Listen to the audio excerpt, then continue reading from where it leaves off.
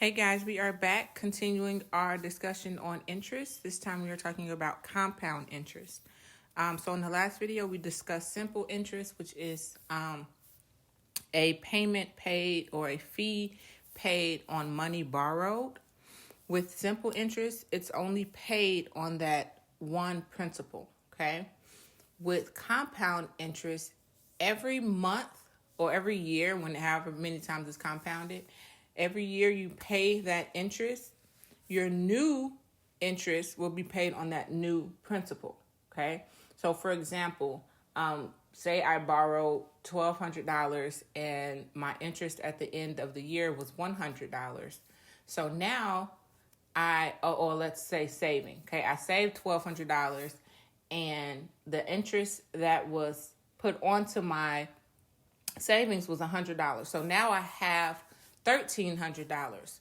Now my interest will be compounded on top of that $1,300 instead of on top of that $1,200. Okay.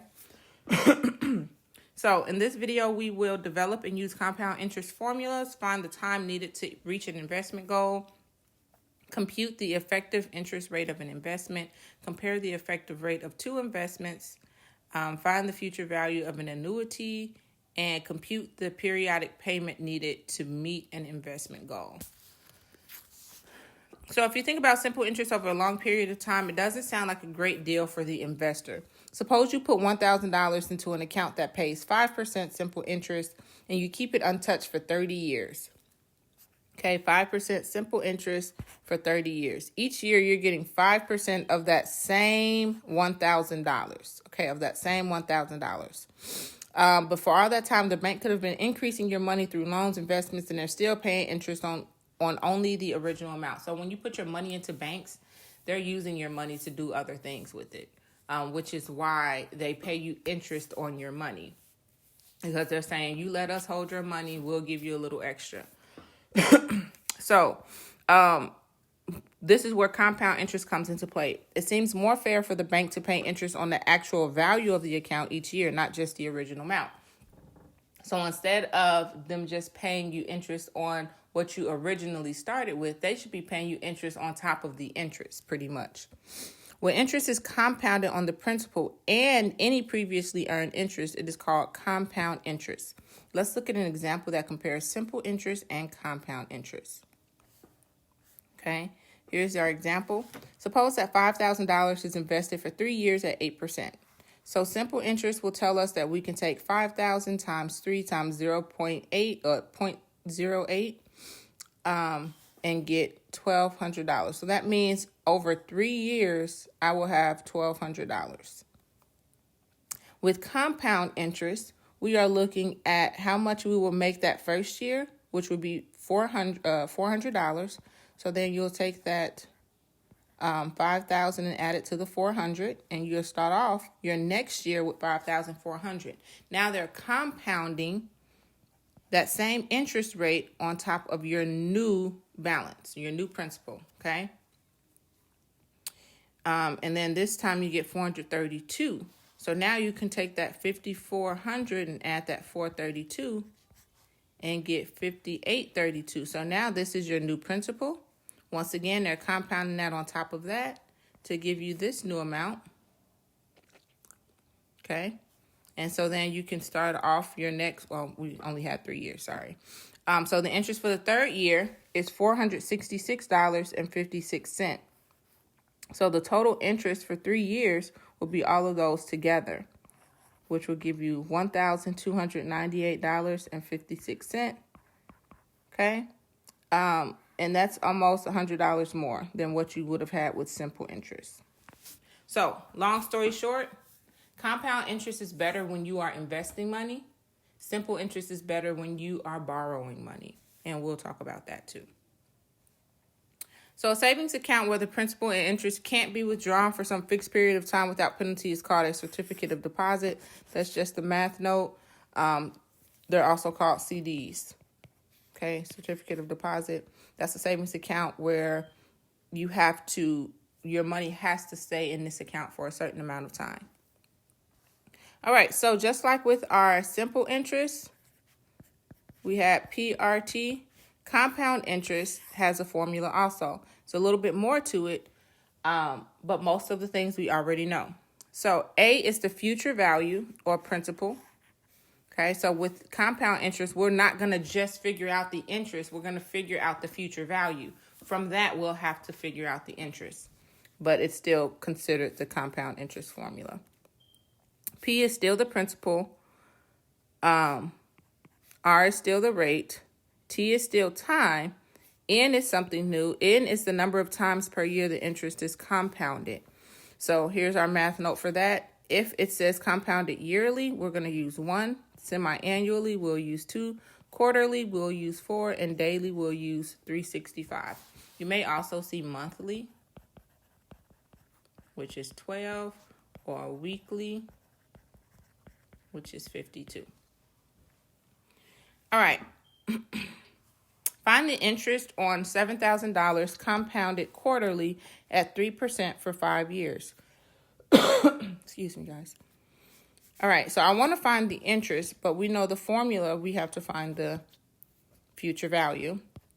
So we're still going to use it. We have $7,000, 1 plus our rate, which is 0.03, over the number of times compounded. It's compounded quarterly, so that's 4. And then it's raised to 4 times 5. Okay? My suggestion to you is to solve this first. Punch that in your calculator. This is just 0.03 divided by 4 plus 1. And we get 1.0075. And then I'm just going to change that to 20. I can do that math in my head. I'm only raising this part to the 20.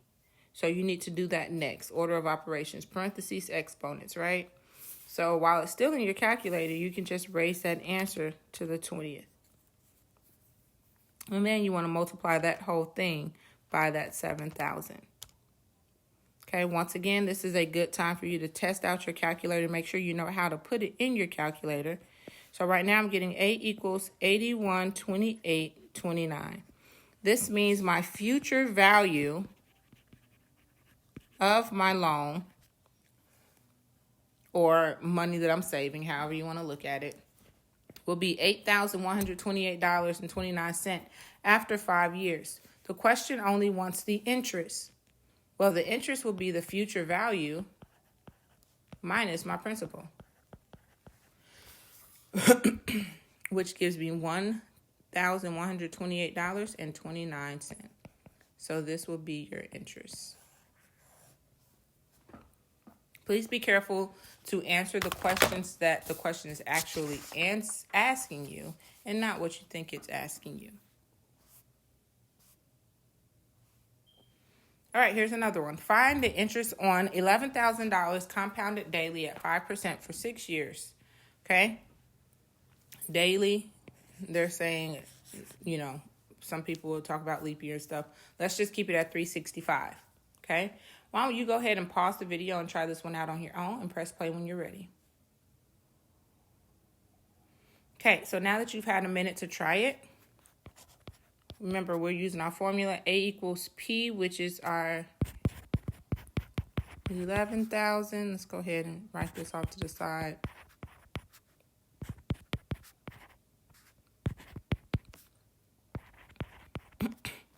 So my P is 11,000. 1 plus R over N raised to the the NT.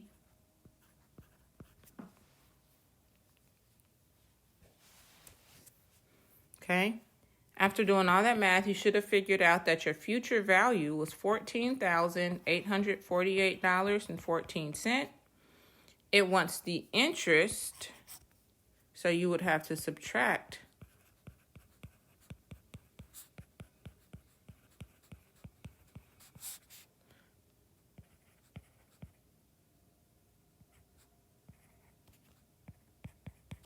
to figure out that your interest earned was $3,848.14.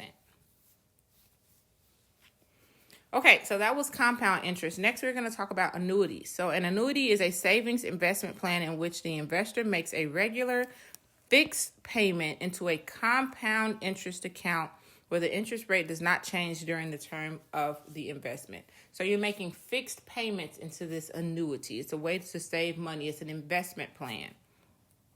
This differs from a regular compound interest account in that you don't invest an entire amount at the beginning of the investment period, but rather break the investment up into smaller payments. So an example would be paying $500 annually for 3 years. So every year you would pay $500. And that account yields a 6% interest compounded annually. So every year they're paying you 6% of what's in your account. The total amount accumulated is called the future value of the annuity. So annuities are often used by individuals or families to save money or to pay things off, like pay for things like college expenses, vacations, home improvements, or most importantly and most commonly, retirement.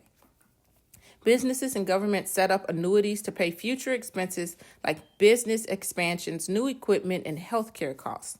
The payments in a regular annuity are made at the end of each period. Okay, so those are just some examples of how we use annuities in our everyday lives. So here's our formula for an annuity. Yes, it is long. It is if you look at it, it looks familiar because part of it is the compound interest formula, which it has to be because money is still compounded. All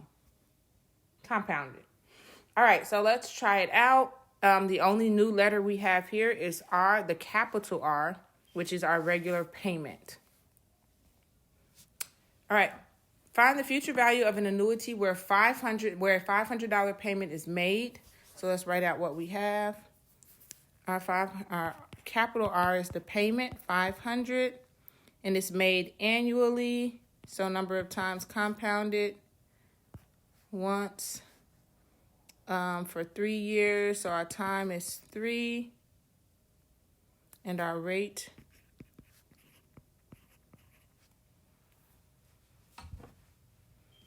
All right, plug those numbers in. 500. Hopefully you have your notes and you can see the entire formula. Plus R over N raised to the NT minus 1, all divided by this little portion here. Okay, this one would be another one where you have to carefully type this into your calculator. You want to simplify this part first and then raise it to the third power. And then subtract 1 from it. And then multiply by the 500. So let's take a second and get that punched in.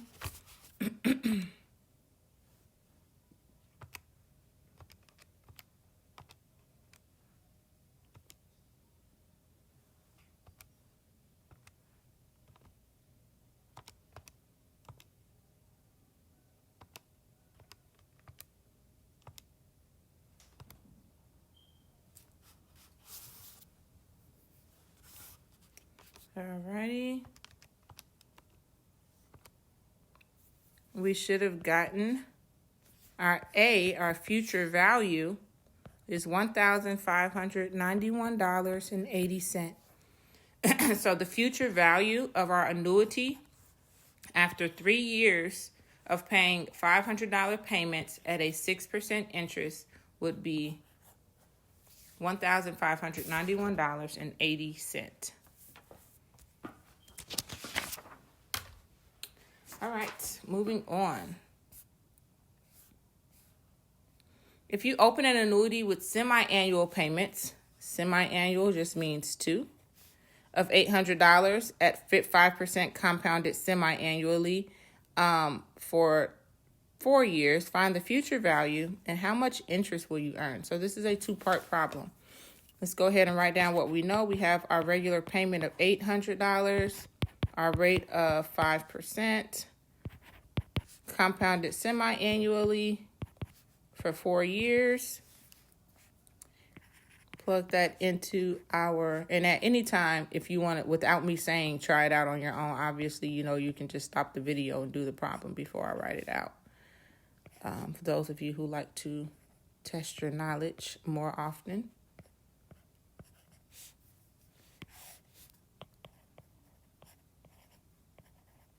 Okay. Once again, this is making sure you punch it in a calculator, right? The calculator does what you tell it to. If you try to type it all in together, you're going to have to use double parentheses for the brackets and the parentheses. Like I said, my suggestion and how I do it is I break each part down. I do the order of operations. I still punch it in my calculator. I just do it by part. Do that part first. Then I raise it to the 8th. Then I subtract my 1. And then I multiply that whole thing by 800. Then I can divide that whole thing by 0.05 divided by 2. So my future value, 698889. Okay, now let's see if this really makes sense. If I'm making semi-annual payments yearly, I'm making 2 payments of $800, which means I'm putting in about $1,600 a year. Okay, if I multiply that by 4, okay, and that's without interest. I've saved $6,400. Okay. So then it says, how much interest will you earn? Well, all I have to do is figure out, once again, what I just did, my investment or my principal, because this is technically my principal. This is what I invested, and subtract that from my total with interest. And that will be the interest earned.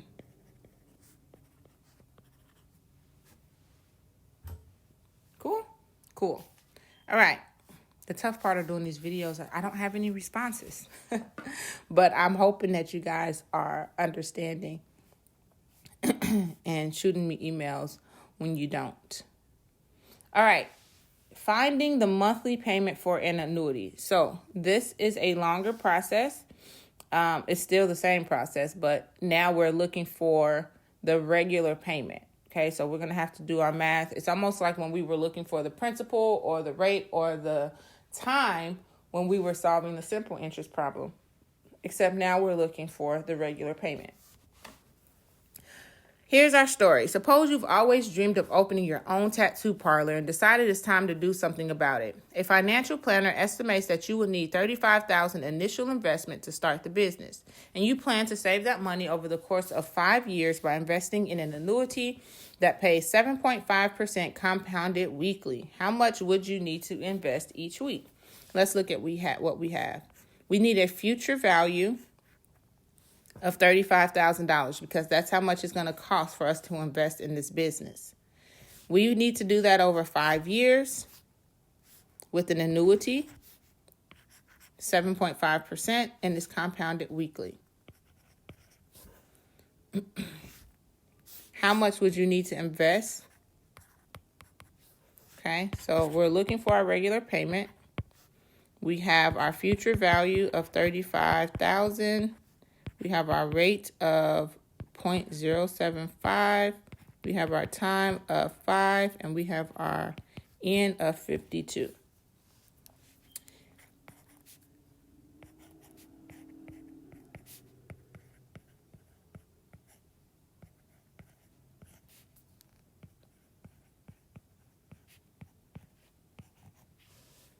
Write it all out.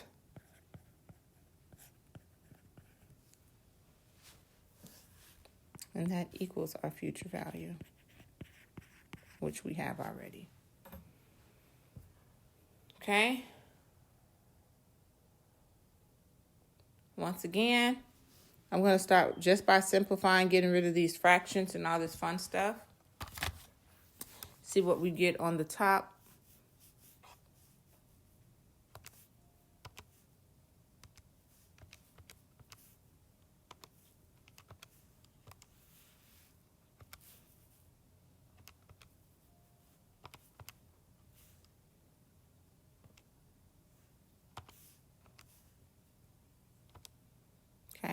So, of course, we get this long decimal. Let me see. So, it'll probably be easier when I'm trying to show it to you like this. To simplify this first, 0.075 divided by 52. Okay, and we're going to have to multiply both sides by this number. Trying to figure out the easiest way to tell you guys to put this in your calculator. And I think this will be easier. Okay. So because we have to get rid of that fraction, we're going to multiply it by that fraction on both sides. Okay. And then because we want r by itself, once we simplify this, we need to divide both sides by this piece. So I'll tell you guys what I'm doing to do this. I'm going to multiply this first. 0.075 over 52 times 35,000 divided by what's in those brackets.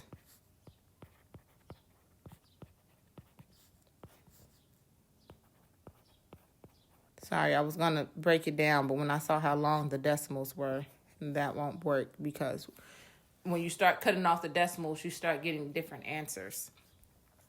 So if we punch it in exactly how we see it, remember this means division.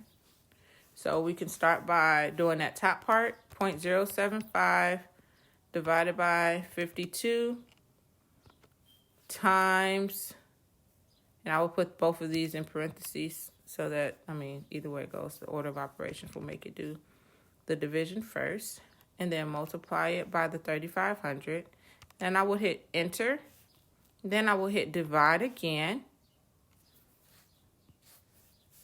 And then in double parentheses, I will start that second, what's in my denominator, 1 plus 0.075 divided by 52, close one parenthesis, raise it to 52 times 5. Bring my cursor back down. I forgot the -1. -1. And then hit enter. And that should give me $111.04 rounded off as my regular payment.